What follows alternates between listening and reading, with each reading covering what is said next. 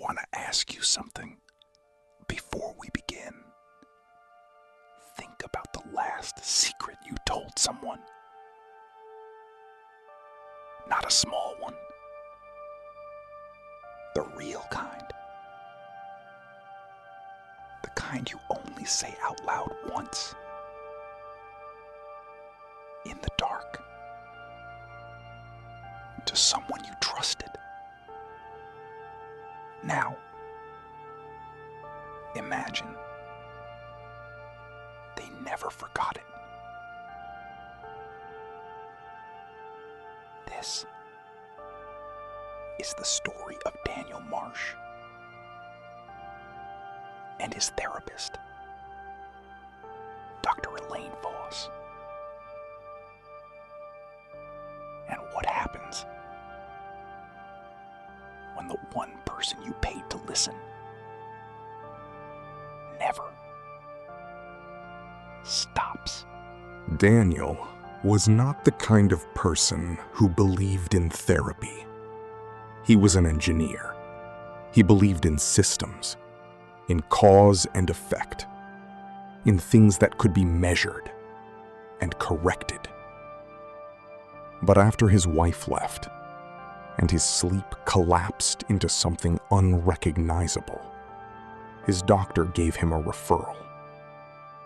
He folded it twice, put it in his jacket pocket, where it sat for 6 weeks. The night he finally called, it was 2 a.m. He was standing in his kitchen, staring at the sink, and he could not remember how long he had been standing there. Dr. Voss answered on the second ring. He did not question that. He should have. Her office was on the 4th floor of a building that always smelled faintly of old paper. She was warm in the way that certain professionals are warm, practiced, precise, but not unpleasant. She took notes in a small leather notebook and never looked at a screen. "Tell me about the last time you felt like yourself," she said, in their first session. Daniel thought for a long time. Then he said, "I don't remember." She wrote something down and nodded slowly, as if that was exactly the right answer. The sessions continued for 3 months. Daniel began to sleep better. He started cooking again. He called his sister for the first time in 2 years. By every measure, it was working. But then, small things started to surface. In their 9th session, Dr. Voss mentioned something he had said in session 2, word for word, not a paraphrase, the exact sentence, including a pause he had made in the middle. He told himself she was just good at her job. In session 11, she referenced a dream he had described in session 1. He had not thought about that dream since. He barely remembered sharing it. But she described the room in it, the low ceiling, the yellow light, with a specificity that made his skin tighten. "I didn't tell you about the yellow light," he said. "Yes, you did, Daniel. In our very first meeting." He let it go. He wanted to let it go. One Thursday, Dr. Voss stepped out to take a call. She left her notebook on the desk. Daniel stared at it for 30 seconds. Then he opened it. The pages were not notes. They were transcripts, complete, word-for-word transcripts of every session, including sessions where she had not been writing at all.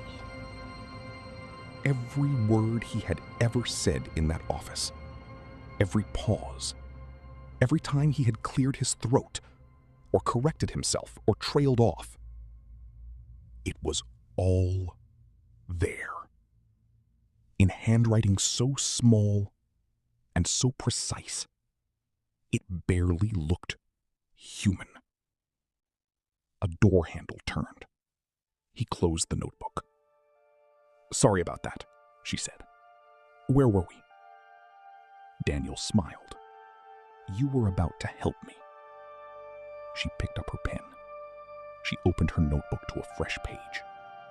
She looked at him with those careful, warm, professional eyes. And she said, "I always am." He started testing her. He said things that were not true. Small lies slipped in casually.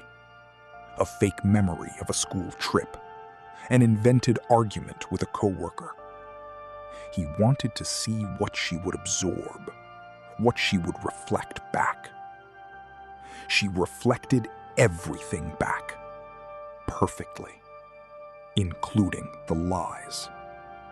In their 15th session, he asked her directly, "Do you record our sessions?"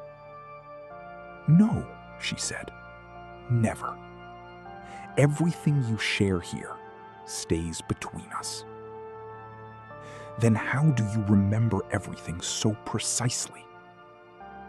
She tilted her head, just slightly. "Daniel, do you feel like you are not being heard?" She turned every concern back into a symptom. Every suspicion became evidence of his anxiety.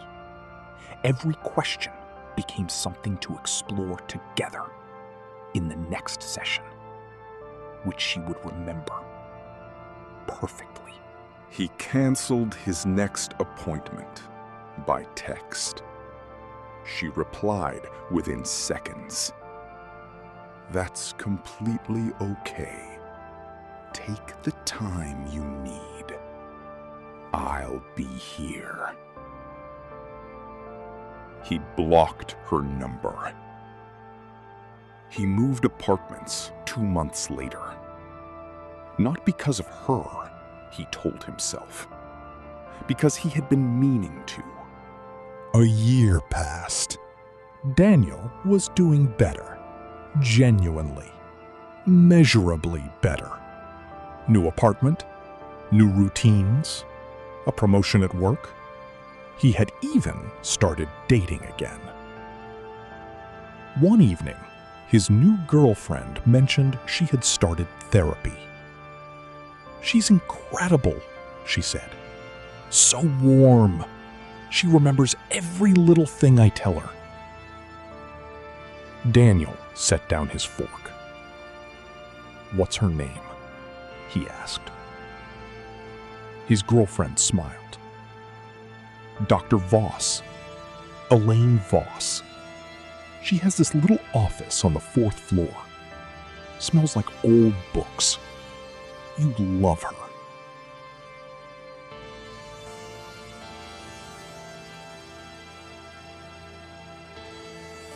Daniel said nothing. He excused himself, went to the bathroom, stood at the sink, and stared at the mirror for a long time. He thought about all the things he had said in that office, all the things he had admitted in the dark to someone he trusted. He thought about how many sessions his girlfriend must have had by now, how many pages of her notebook were already filled. And he thought about what Dr. Voss had said the very last time he saw her.